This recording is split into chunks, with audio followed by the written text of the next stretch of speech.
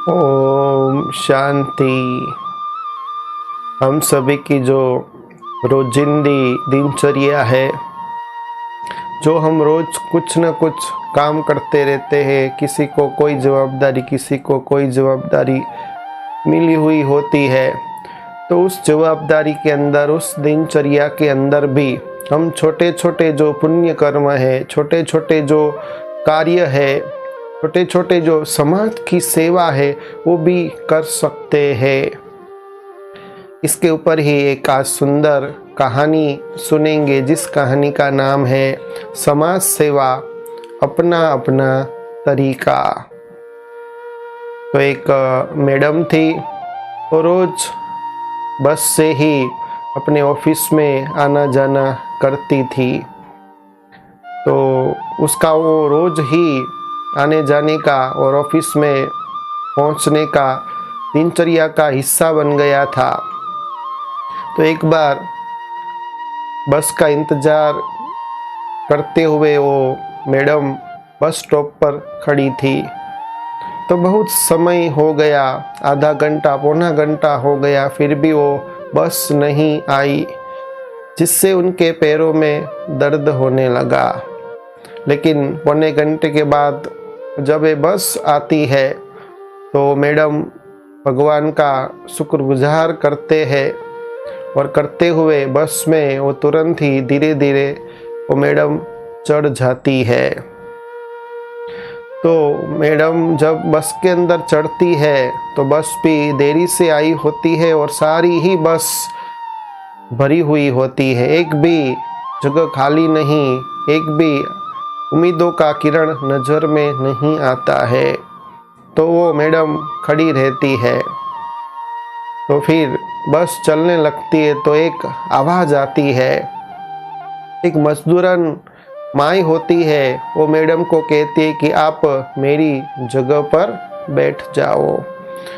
तो ऐसे जब आवाज़ आती है, तो मैडम वो मजदूरन की सीट पर ही बैठ जाती है और राहत की सांस लेती है। तो वो जो मजदूरन थी, वो आगे पोल को पकड़ करके खड़ी हो जाती है और धक्का मुक्की भी सहन करती है। तो मैडम की बाजू की जो सीट खाली हो जाती है, तो वो जो मजदूरन माई थी, तो उसको इशारा करते हुए वो मैडम कहती है कि आप इस सीट पर बैठ जाओ।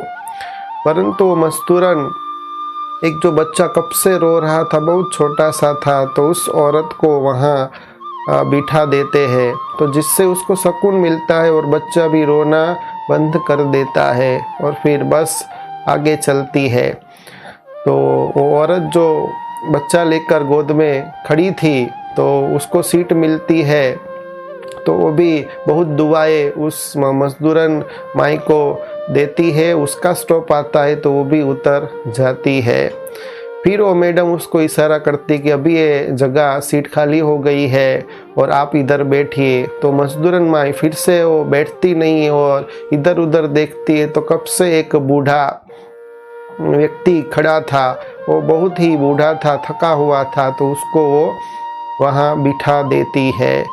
फिर बस आगे चलने लगती है। तो मैडम भी सोचती है कि मजदूरन बाई कैसी है कि कब से मैं इसको इशारा कर रहा हूँ, फिर भी वो बैठती नहीं है और पोल को पकड़ करके कब से धक्का मुक्की वो सहन कर रही है, सह रही है। तो फिर वो जो बूढ़ा था, वृद्ध व्यक्ति था, उसका भी स्टॉप आ जाता है, वो भी उतर जाता है। तब वो मैडम उस मजदूरन को इशारा करते हैं सीट में बैठने के लिए, तो तब वो मजदूरन माई वहाँ बैठ जाती है। तो मैडम को फिर बस आगे चलने लगती है। वो मैडम को भी रहा नहीं जाता है और पूछ लेती है कि मैंने आपको तीन बारी, एक बारी नहीं 3 बारी इशारा किया कि ये सीट पर, मेरी बाजू वाली सीट पर आप बैठ जाओ, फिर भी आपने इशारा समझा नहीं और आपने वो बच्चे जो गोद में लेकर जो औरत खड़ी थी उसको बिठा दिया, फिर आपने वो वृद्ध व्यक्ति को बिठा दिया। तब वो मजदूरन जो माई थी, जो रास्ता साफ करती थी और कंकड़ पत्थर उठा करके साइड में करती थी, पौधा लगाती थी, सफाई करती थी, वो मैडम को कहती है कि मैं तो एक गरीब हूँ, मेरे पास इतना धन नहीं है और मैं धन दे कर के पुण्य का काम नहीं कर सकती हूँ, परंतु ये छोटे छोटे पुण्य का काम, ये समाज सेवा करके मुझे बहुत सुकून मिलता है।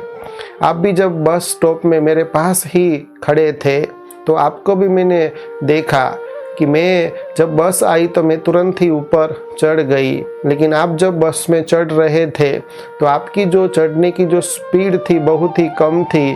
जैसे मुझे लगा कि मेरा पैर भी दर्द हो रहा था, लेकिन आपको ज़्यादा पैर दुख रहा था, इसलिए मैंने इशारा करके आपको मेरी सीट दे दी। फिर आगे मैंने जब आपने इशारा किया तो आगे मैंने देखा कि जो औरत बच्चा गोद में लेकर खड़ी थी तो बच्चा एकदम छोटा था और कब से रो रहा था और औरत भी इधर उधर बेचारी हैरान हो रही थी। तो मैंने उसको अपनी सीट दे दी और मैं खड़ी रही और आपकी बाजू वाली सीट उसको दे दी। फिर एक वृद्ध व्यक्ति था तो उसको तो देना ही चाहिए क्योंकि वो तो वडील था। तो ऐसे छोटे छोटे कार्य मैं रोज करती रहती हूँ। सीट को तो क्या घर ले जाएंगे, ये तो सफ़र है जिंदगी का, और ये छोटे छोटे जो समाज से सेवा का कार्य है, पुण्य काम है, वही साथ चलने हैं। तो इतना कहकर वो जब उसका स्टॉप आता है तो वो मस्तूरन माई वहाँ से चली जाती है। परंतु ये सारी जो बातें हैं वो मैडम सुनती है तो उनको भी आत्म मंथन करने के लिए पॉइंट मिलती है और सारी बातें उनको दिल में चुभ जाती है और उनको याद आता है कि कैसे कैसे लोग इस दुनिया में हैं, फल छोटे हैं, गरीब है, मजदूरी का काम करते हैं, लेकिन ये छोटी छोटी भलाई करते, छोटा छोटा पुण्य का काम करते हैं, जिसको नगण्य कार्य कहा जाता है, जिसके ऊपर किसी का भी ध्यान नहीं होता है, लेकिन ये छोटे छोटे पुण्य काम करके वो कितना दुआई इकट्ठी करते हैं। आज लोग संसार के अंदर इतना धन है, काली कमाई उसके पास है, तो काली कमाई को छिपाने के लिए धन दान करते हैं और दिखावा करते हैं, और इतना पैसा होते हुए भी मैं गरीब हूँ ऐसा वो जताते हैं। तो उसको इस कहानी के द्वारा ये सीखने को मिलता है कि केवल नाम के खातिर दान नहीं करना चाहिए, दान करे तो स्व इच्छा से करे, देखा देखी से कभी भी दान नहीं करना चाहिए। और ये जो छोटे छोटे नगण्य जो कार्य है, छोटे छोटे पुण्य कार्य है, जिसका किसी के ऊपर ध्यान नहीं होता है, बड़ा बड़ा दान करते हैं, लेकिन ये छोटे छोटे कार्य पुण्य काम भी हमको करने चाहिए, क्योंकि यही छोटे छोटे पुण्य काम जब हम करेंगे, ऐसे पुण्यों की नौका इस संसार में हम छोड़ेंगे, तभी विकट परिस्थिति आएगी, समस्या आएगी। जब पेपर आएंगे तो उस पेपर के अंदर ये भवसागर जब हमको पार करना होगा तो पुण्य की नौका हमने इस भवसागर में बहाई होगी, रखी होगी, की होगी, तो ये पुण्य की नौका ही हमको इस भवसागर को पार लगा सकती है। तो छोटे छोटे पुण्य भी वो बड़ा कार्य हो जाता है, और भगवान के घर हमेशा देर है लेकिन अंधेर नहीं है। तो जो भी हम करते हैं वो अविनाशी बन जाता है।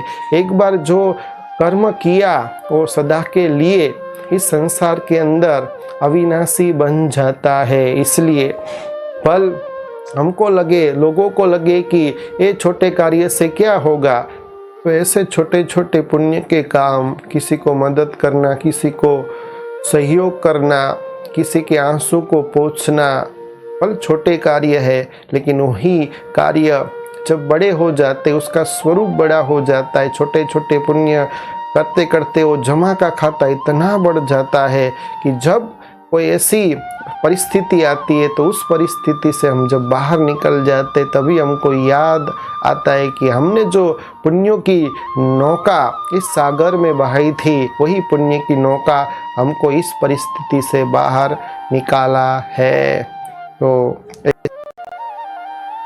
के सेवा, छोटे नगण्य सेवा, सामान्य कार्य भी हमको करते रहना चाहिए। अच्छा, ओम शांति।